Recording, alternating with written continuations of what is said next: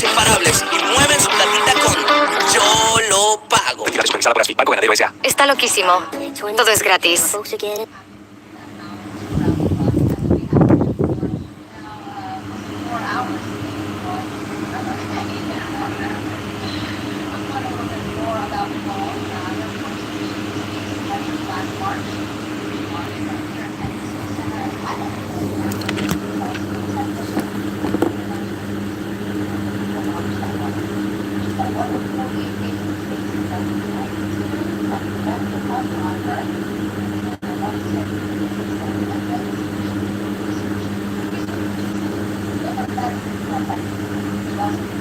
Hola chicos, ¿cómo están?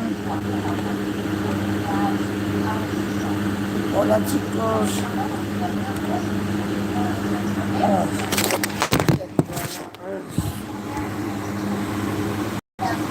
Tenis, relojes, perfumes y ropa nueva te llegan. This test flight will mark only the 7th time NASA astronauts will launch on a new NASA spacecraft designed for crew. And then controlling the flight will be Mission Control in Houston. Our Gary Jordan is inside with flight controllers. Hey, Gary. Hey, Megan, you are right. This is a significant milestone, and we may be putting the names of a few more astronauts in the history books today. The Artemis II crew is set today will join a select list of humans to fly in a spacecraft for the very first time. And Artemis II, like missions before it, is a test mission. During ascent, the crew and the teams here in the room are prepared for a variety of scenarios. Some of these will be called out directly by Capcom's Stan Love during ascent, and some are a little more subtle. These calls can be split into two categories: alternate main engine cutoff or MECO targets, and aborts. First, there are two alternate MECO targets, or AMTs. These note milestones to give flight control teams and astronauts an idea of what would happen after that moment should the core stage lose one of the main engines. First is AMT low. You won't hear it called out by the crew or Capcom, since this happens right at liftoff. If the core stage loses one engine at this moment, an abort once around option could be made at main engine cutoff, meaning the crew could target a splashdown in the Pacific. The second is AMT high, which would be called out by Capcom's Stan Love around 22 seconds.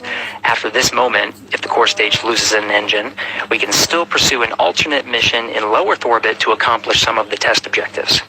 And at about 5 minutes, 16 seconds into the flight, you'll hear the call 3-engine press. This is a good moment. After this point, if the core stage loses an engine, we can still make a nominal main engine cutoff and pursue a moon mission as expected. Again, these MECO targets give the flight control teams and crew an idea of what lies ahead should one main engine be lost, but assumes we are otherwise continuing to a main engine cutoff target. This differs from an abort, where the Orion capsule separates from the Space Launch System prior to the planned separation time. There are abort options at every moment that integrity is attached to the Space Launch System, from the pad to more than 3 hours into the mission. During the first 8 or so minutes of powered flight, there are 3 abort options.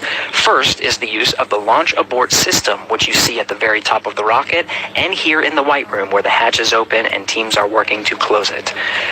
This particular abort capability can be used from here at the pad through roughly 3 minutes and 22 seconds into the flight.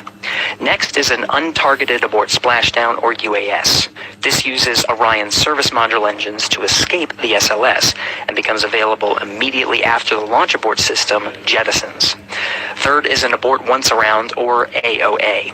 You'll hear Capcom Stan Love call AOA open around 7 minutes 30 seconds into the flight. This also uses the service module engines, but the burn profile is a bit different to aim for a splashdown in the Pacific after one trip around the Earth.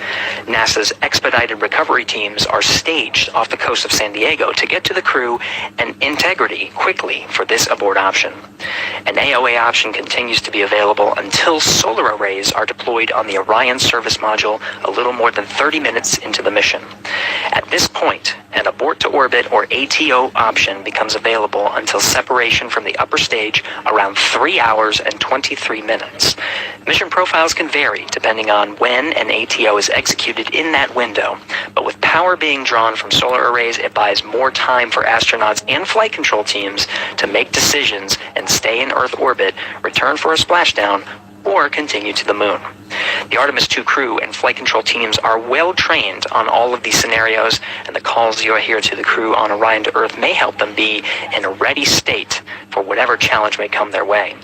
At this time, we're not tracking any significant issues here in mission control in Houston, Texas. That would be showstoppers for today's launch.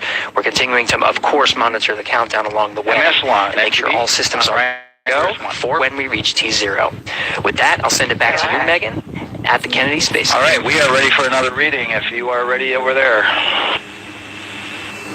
Yes, sir. GBA is steady at 2,600 PSI. All right, copy that. And you know, the more times we ask you to do that, the closer we get to launch, so that's a good thing. Copy. You heard it there from NASA